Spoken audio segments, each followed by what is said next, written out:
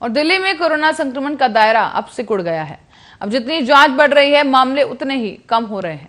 2 हफ्ते पहले ही इस रोजाना करीब 69,000 जांच होने पर 1100 से ज्यादा मामले सामने आ रहे थे और अब 74,000 जांच होने पर 443 ही संक्रमित मरीज मिले हैं। विशेषज्ञों का कहना है कि दिल्ली में करीब 80% आबादी संक्रमित हो चुकी है।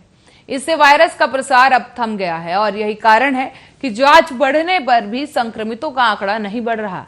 दिल्ली में पिछले 8 दिनों में कुल 5,91,524 जांच की गई। संक्रमण के 3,551 मामले ही सामने आए और इससे पहले 24 से 31 मई के 8 दिनों में 5,54,728 जांच होने पर 9,372 मामले सामने आए थे। लिहाजा ज्यादा जांच होने पर भी संक्रमितों में 3 गुना तक की कमी आई है। इससे पहले जब अप्रैल में पहले हफ्ते में दूसरी लहर शुरू हुई थी, तब 5 अप्रैल को संक्रमितों का आंकड़ा 3,000 के पार पहुंच गया था। हर दिन दैनिक संक्रमित रिकॉर्ड स्तर पर बढ़ते रहे थे और उस दौरान अप्रैल में अगर बात की जाए तो 15 अप्रैल के बाद से ही औसतन 65,000 जांच होने पर 25,000 संक्रमित सामने आ रहे थे।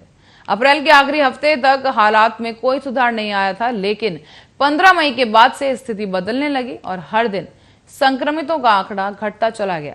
संक्रमण दर भी कम होने लगी और 20 अप्रैल को दैनिक संक्रमितों की जो संख्या 28,395 थी, वो अब 8 जून को घटकर 316 रह गई है। संक्रमण दर भी अब 35% से घटकर 0.41% हो गया है और अब ज्यादा जांच होने पर भी संक्रमितों की संख्या कम होती जा रही है।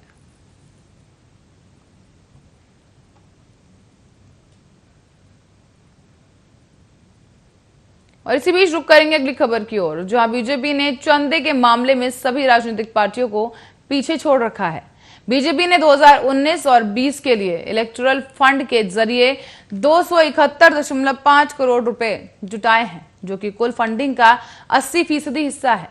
इनमें एयरटेल ग्रुप और डीएलएफ लिमिटेड सबसे बड़े अन्नदाता बने और अलग अलग इलेक्टोरल ट्रस्ट से पता चला है कि वित्त वर्ष 2019-20 में बीजेपी को कुल 276.45 करोड़ रुपए का चंदा मिला है।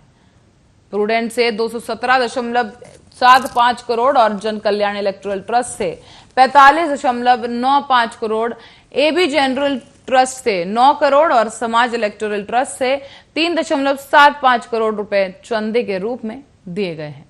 तो वहीं कांग्रेस की बात करें, कांग्रेस को 58 करोड़ का चंदा मिला है। कांग्रेस को प्रूडेंट इलेक्टोरल ट्रस्ट से 31 करोड़, जल कल्याण इलेक्टोरल ट्रस्ट से 25 करोड़ और समाज इलेक्टोरल ट्रस्ट से 2 करोड़ रुपए का चंदा दिया गया है। और अब तक चुनाव आयोग में देश को 35 मान्यता प्राप्त राजनीतिक पार्टियों ने साल 2019-20 के लिए अपनी ऑडिट रिपोर्ट भी दी है। इस रिपोर्ट के अनुसार टीआरएस ने सबसे ज्यादा 130.46 करोड़ रुपए की आमदनी बताई है। इसके बाद शिवसेना को 130.46 करोड़ रुपए और वाईएसआरसीपी को 92.2 करोड़ रुपए और बीजेडी को 90.35 करोड़ रुपए और एआईएमजीके को 89.6 करोड़ और डीएमके को 64.90 करोड़ और आम आदमी पार्टी को 49.65 करोड़ रुपए की आमदनी हुई है।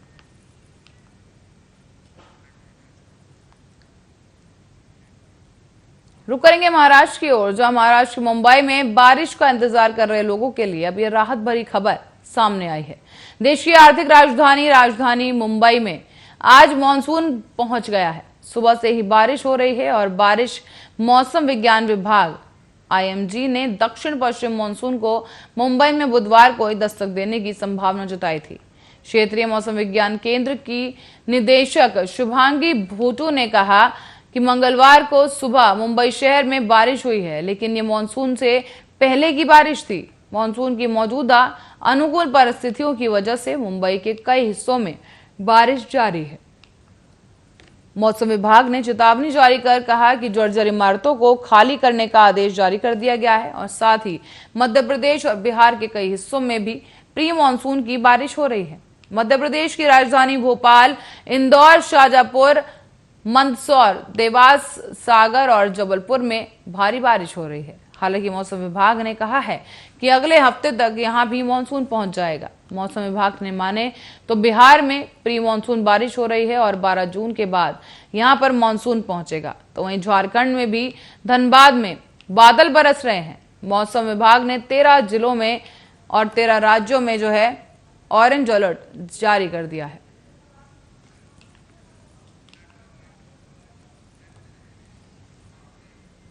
और इसी के साथ फिलहाल के लिए खबरों में बस इतना ही। देश और दुनिया की तमाम खबरों के लिए देखते रहिए आर्या न्यूज।